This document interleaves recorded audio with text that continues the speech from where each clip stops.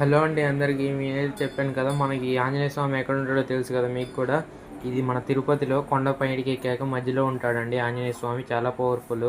మనం దర్శించుకోవాలండి ఆయన స్వామిని.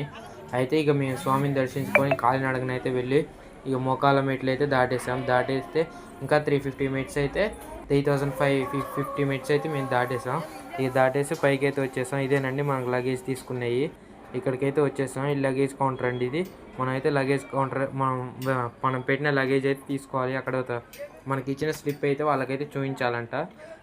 ఆ స్లిప్ చూపిస్తే వాళ్ళు మన బ్యాగ్ అయితే ఇస్తారంట. ఇక పైకి అయితే వచ్చేసాం సత్రాల కాడికి వచ్చేసి మొత్తం టికెట్ అయితే తీసుకొని ఇంకా ఫ్రెష్ అప్ అయిన గుండె అయితే చేయించాము. ఇక లోనకైతే వచ్చాక ప్రసాదం పెడుతున్నారు.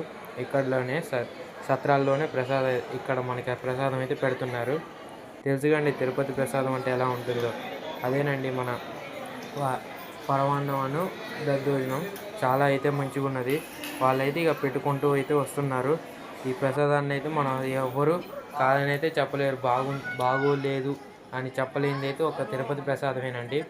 మనం అది చెప్పడానికి కూడా రాదు, ఎందుకంటే అంత టేస్టీగా ఉంటుంది. వాళ్ళు తయారు చేసే వాళ్ళ చేతిలో మనకైతే తెలియదు, ఎందుకంటే అలానే ఉంటుంది. ఇక వెంకటేశ్వర స్వామి ఆలయము దైవంతో ఉంటుంది స్వామి అందుకే మనకు అలా ఉంటుంది. మనకైతే చాలా టేస్టీగా రుచిగా అయితే మనకైతే అనిపించిందండి.